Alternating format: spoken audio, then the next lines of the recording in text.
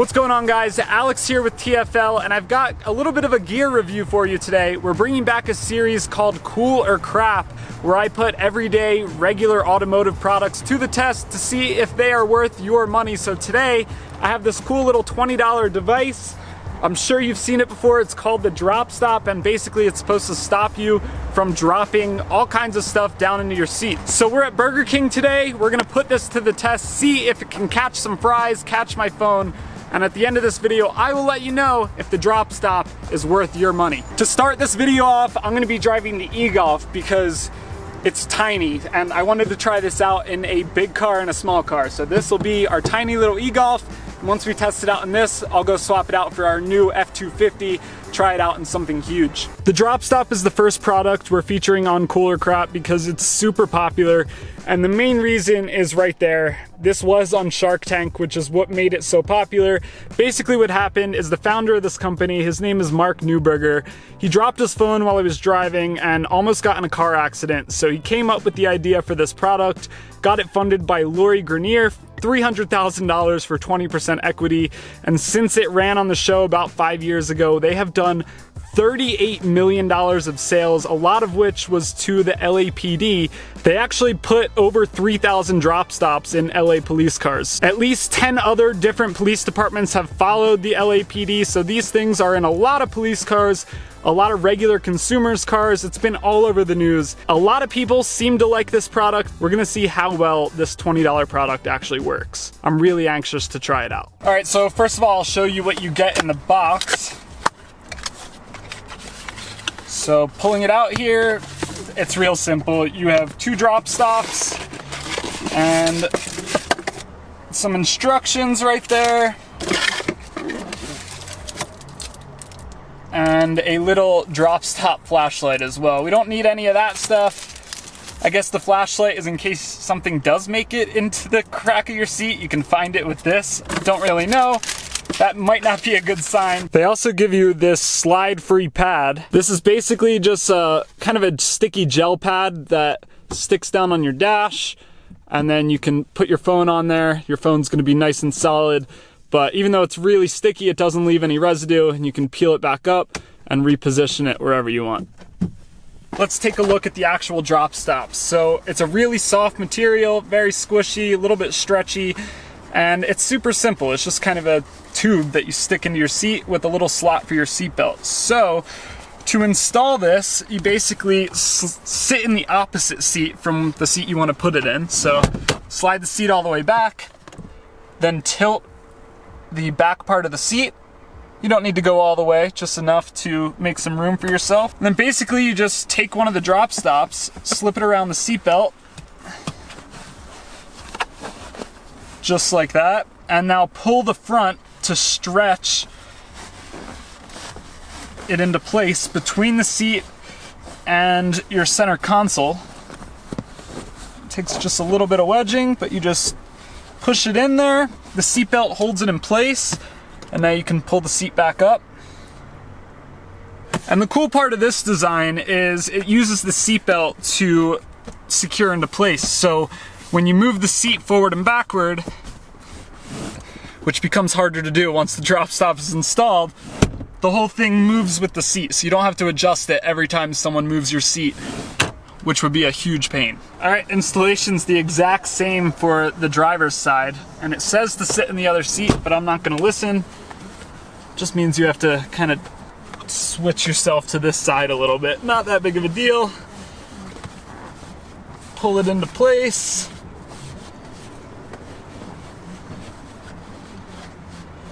And then slide the seat back to where I want it. Installation takes all of 10 seconds. It's super easy.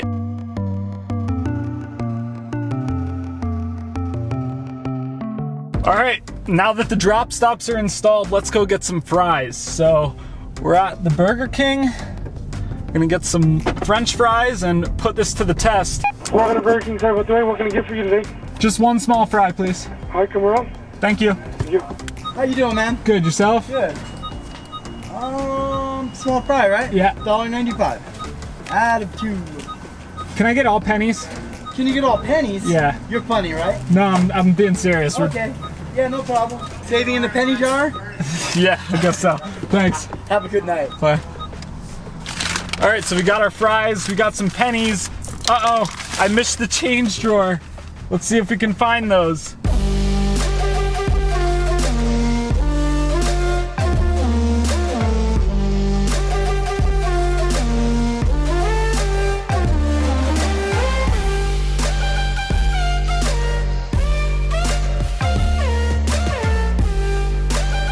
So I dropped my change, but it looks like the drop stop did its job. So there's one, there's two, and this one kind of went into the seatbelt slot, but it still caught it. That's a pass. It caught all 5 of my pennies, and we got our French fries. Before I even put the drop stop into the Golf, I was a little bit worried just about how it would look and fit. These seats are really tight, and there's not much of a gap to begin with between the seat and the center console, but they do squeeze in there pretty nice, and they fill the gap up perfectly, which is exactly what you want. Now I've got my fries here, nice salty Burger King fries, but what happens if I grab too many and kind of miss my mouth, which is not something I do very often when I eat, but just in case, let's drop some fries. Uh-oh, and it looks like they stayed put. Let's do another test. Look at that.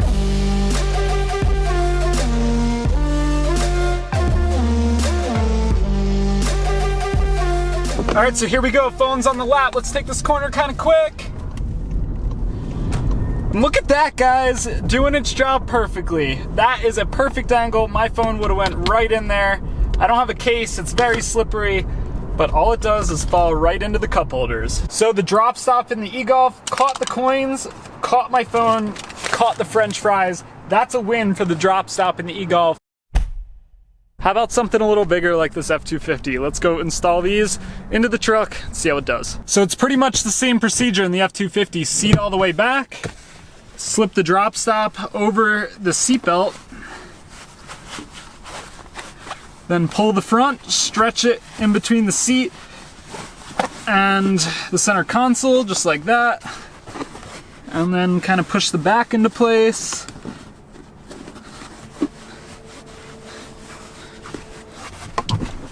Slide the seat back up, good to go. Okay, so I've got the drop stop all installed in the F250, and you can see here it works pretty nicely. It doesn't fit quite as well as the e-Golf down here by the seatbelt, but overall it's not bad. These seats are pretty close to the center console, not quite as tight as the Golf. The only little concern I have is there's kind of this side pocket here on the F250, and this kind of falls down into that space. So one, you're gonna have a harder time getting maybe a clipboard in and out of here. Could cause some issues, even though it's not the biggest deal in the world, but it doesn't really seal up the gap quite as well just because of the seatbelt and the fact that you have some extra storage down here. All right, I'm in an empty parking lot right now. We're gonna do the same exact tests in the Super Duty as we did in the e-Golf. I'm not gonna get another order of fries though, because I don't really like Burger King's fries that much and I didn't eat the first batch. So we're gonna act like we just got our change. Oh no, change going everywhere.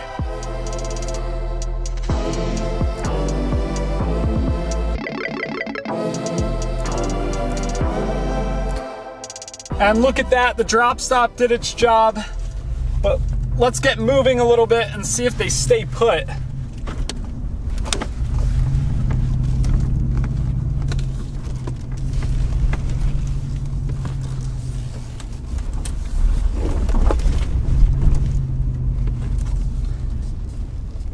Not bad, look at that. They actually did stay in their place. They didn't roll around too much. All right, now we're cruising around still, driving around with my French fries.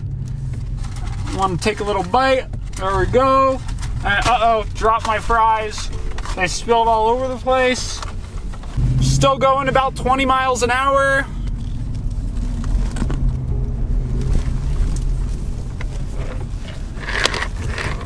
And again, in the Super Duty, the drop stop keeps the fries in place.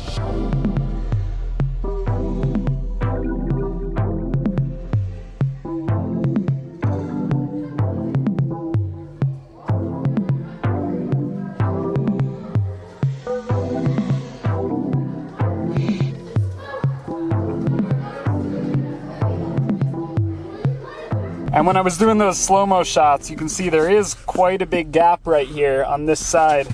And guess what made it down there?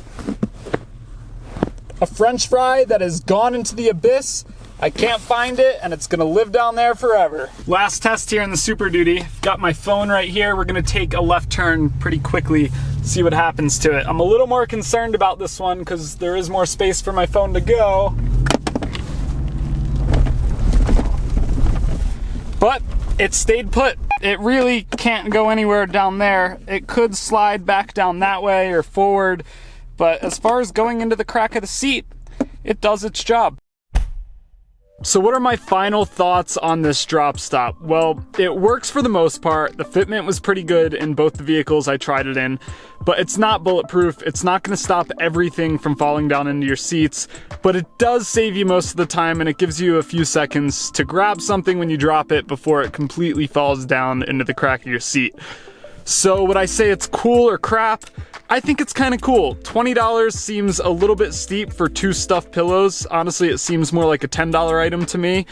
I don't think I'd put one of these in my own car. I just don't have this issue a lot, and 20 bucks to fix an issue I don't really have seems like kind of a waste. But if you're constantly dropping things between your seats, it definitely works, and I do recommend it, and I think you will like this product. Although a rolled up t-shirt or a towel or something would probably work just as well. All in all, it's easy to install, it works well, it looks clean.